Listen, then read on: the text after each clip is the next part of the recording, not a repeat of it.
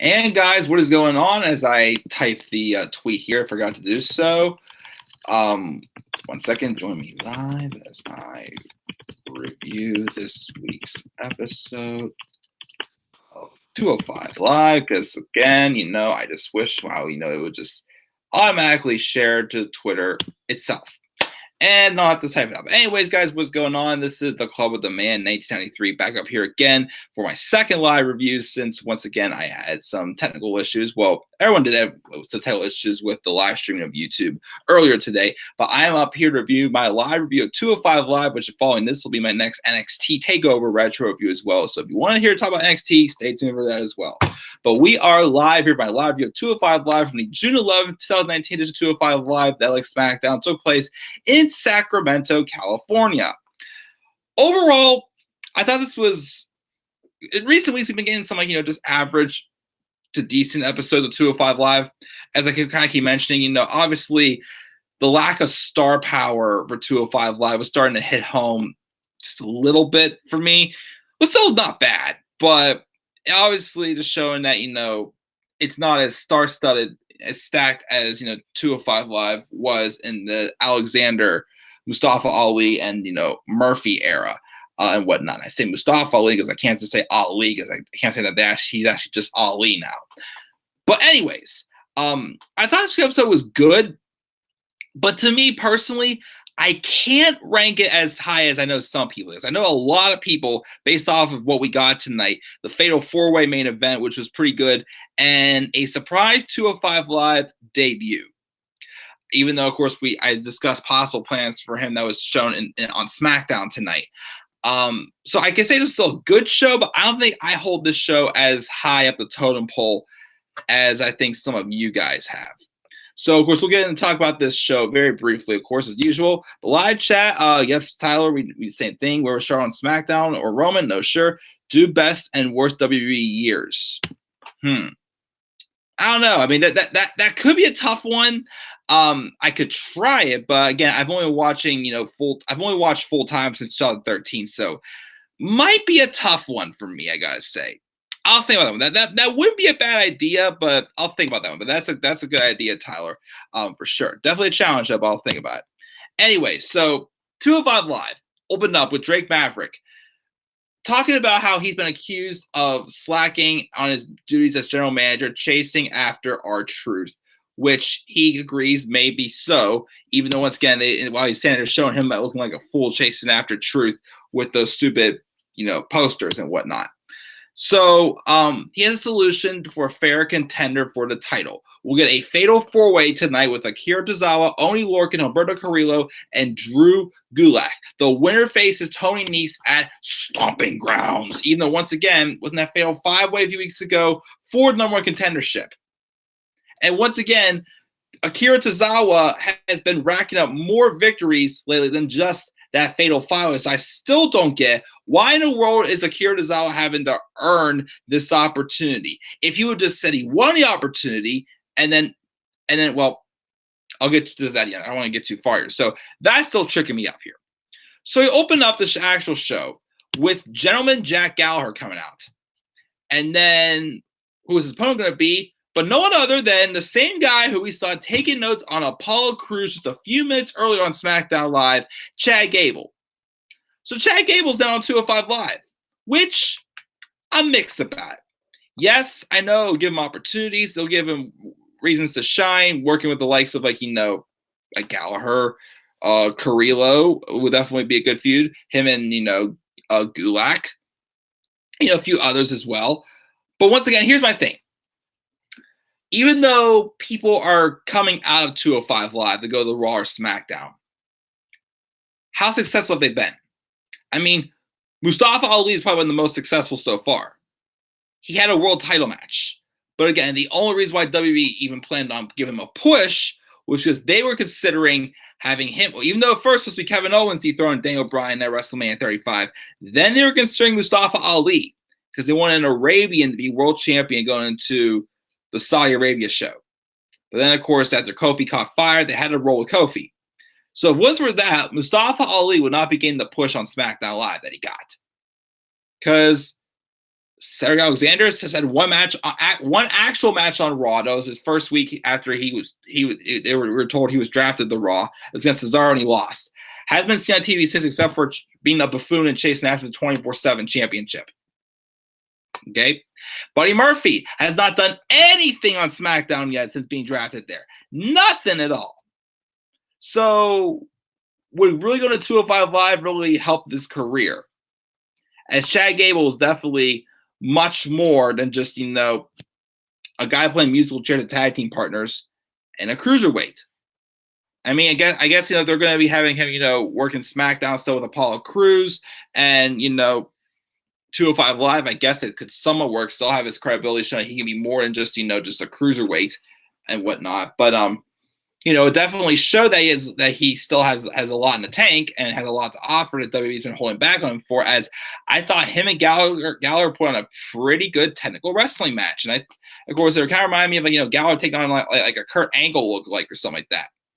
Because once again, why wasn't he selected as Kurt Angle's legitimate son? Instead, they had to give it to Jason Jordan and randomly just split American Alpha for no reason. But good match. I'm not sure about the finish though. I'm not sure if that was botched or whatnot, because the finish came where Gable hits a type of like a German suplex outside the ring onto the mat on the Gallagher.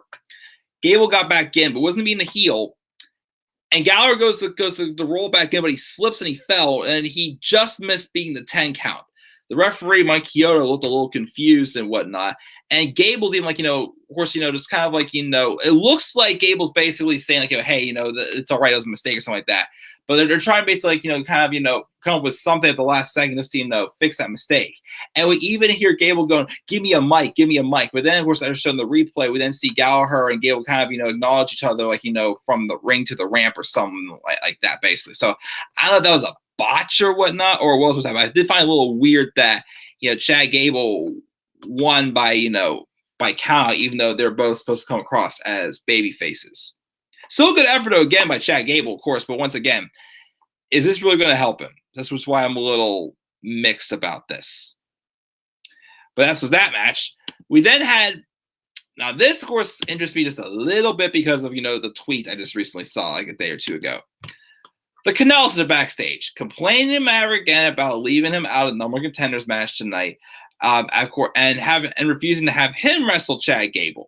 But then Drake finally explodes, saying, he mentioned something about I know what's going on with your status or whatnot. Again, he was probably referencing to this tweet I just saw Maria Kanellis posting about 9 days, basically referring to that their contract expire in 9 days, which I'm starting to believe they're probably just about out the door. But of course, they basically say he doesn't do anything good here as manager on 205 Live.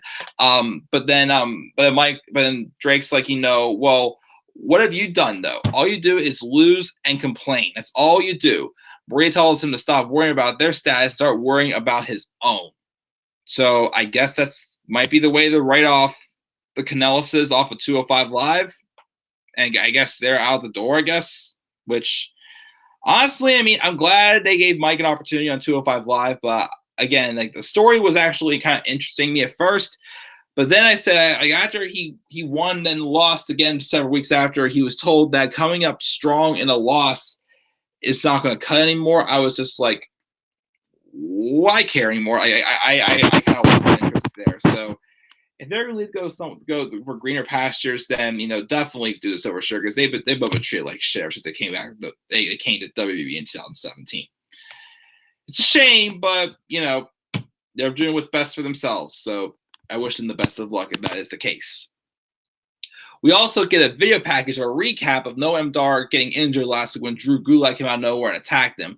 But Dar said he's taking a couple weeks off and he is working. And if this working environment on 205 doesn't improve with better management, he's going to request a full-time transfer to NXT UK. All right.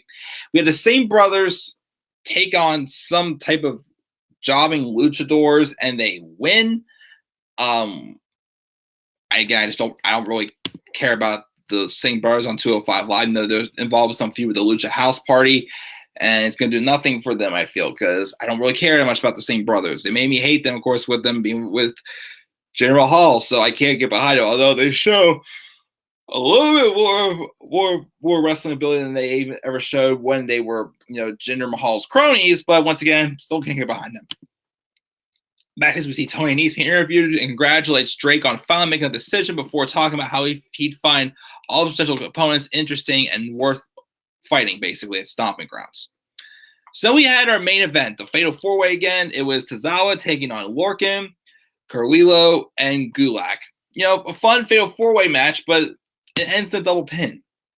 It ends with Tozawa and Gulak with a double pin, and Maverick is out there obviously having no clue what to do. They're kind of doing the whole thing with Cena and, Batista at the end of the original botched ending of the 2005 Rumble, raising each arm and whatnot. No, this person won. No, this person won. Of course, it's an inconclusive ending because that happened. So my thing was, okay,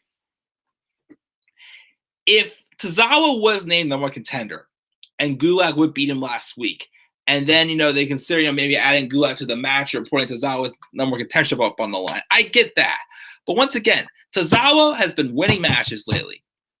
At first I felt for a while he was just being that baby face that was there to put over the heels.